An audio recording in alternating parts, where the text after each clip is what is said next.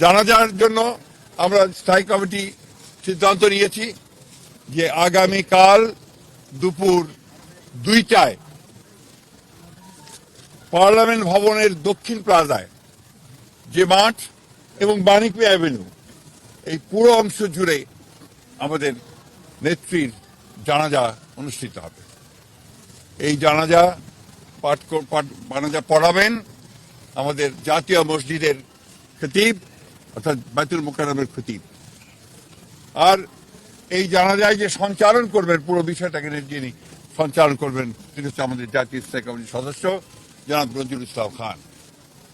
এরপরে আমাদের স্বাধীনতার ঘোষক, বহুদলীয় গণতন্ত্রের প্রবর্তক, বাংলাদেশের আরেক কিংবদন্তির নেতা যাকে রাখাল রাজা বলে এই দেশের মানুষ, তার মাজারে তারই পাশে আমাদের এই মহান নেত্রীকে সমাধিস্থ করা হবে, দাফন করা হবে। আমরা সবাই অত্যন্ত শৃঙ্খলার সঙ্গে এই জানাজায় অংশগ্রহণ করব এবং যে শৃঙ্খলার মধ্যে কথা বলা হবে আমি বাংলাদেশের সকল স্তরের মানুষের কাছে অনুরোধ জানাবো আপনারা সেই শৃঙ্খলা মেনে অত্যন্ত সুশৃঙ্খলভাবে জানাজা পড়বেন এবং তারপরে তাকে দাফনের অংশগ্রহণ করবে, যাদের দায়িত্ব তারাই অংশগ্রহণ করবেন। অনুরোধ থাকবে আপনাদের কাছে যে আপনারা কেউ এই নিয়ম ভঙ্গ করে শুধুমাত্র ছবি তোলার জন্য সামনের দিকে এগিয়ে যাবেন না এবং ব্যাহত করবেন না এই পুরো কর্মসূচিকে। আপনাদের আমরা বিশ্বাস করি দেশনেত্রীর প্রতি আপনাদের যে সম্মান, যে শ্রদ্ধা, সেটাকে অটুট রাখার জন্য আপনারা সেই শৃঙ্খলা রক্ষা করবেন এবং সর্বাত্মকভাবে সহযোগিতা করবেন এই জানাজা দাফন কার্য সুচারুরূপে সমাধা করতে। সবশেষে আবারও পরম করুণাময় আল্লাহ তাআলার কাছে এই দোয়া চাই যে আল্লাহ তাআলা তাকে যেন বেহেশত নসিব করেন।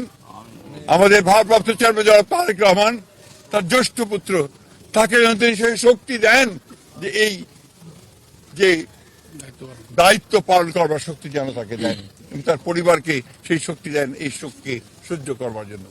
আসুন আমরা আজকে সবাই এই শোককে শক্তিতে রূপান্তরিত করে বাংলাদেশ জাতীয়তাবাদী দলকে একটা অপ্রতিরোধ দল হিসেবে গড়ে তুলি, বাংলাদেশকে সত্যিকার অর্থেই একটা গণতান্ত্রিক রাষ্ট্র হিসেবে আমরা প্রতিষ্ঠিত করি। সবশেষে আবারও আপনাদেরকে ধন্যবাদ জানিয়ে আপনাদের সকলের সহযোগিতার জন্য বিশেষ করে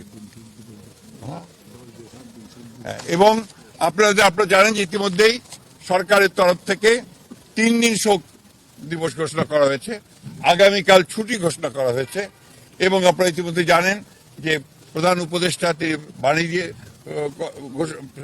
কথা বলেছেন, আপনাদের সামনে জাতির সামনে কথা বলেছেন এবং সেজন্য আমরা সর্বাত্মক সহযোগিতার জন্য আমরা সরকারকে ধন্যবাদ জানাচ্ছি। সেই সঙ্গে দলের পক্ষ থেকে আপনারা জানেন যে 7 দিনের শোক ঘোষণা করা হয়েছে। এই 7 দিন আমাদের কালো পতাকা আমরা ধারণ করব, কালো ব্যাজ ধারণ করব এবং কালো পতাকা উঠবে প্রত্যেকটি কার্যালয়ের, আমাদের দলীয় কার্যালয়ে এবং প্রত্যেক কার্যালয়ে দোয়া পড়া হবে, কোরআন তেলাওয়াত হবে। এই বিষয়গুলো আপনারা সবাই পালন করবেন।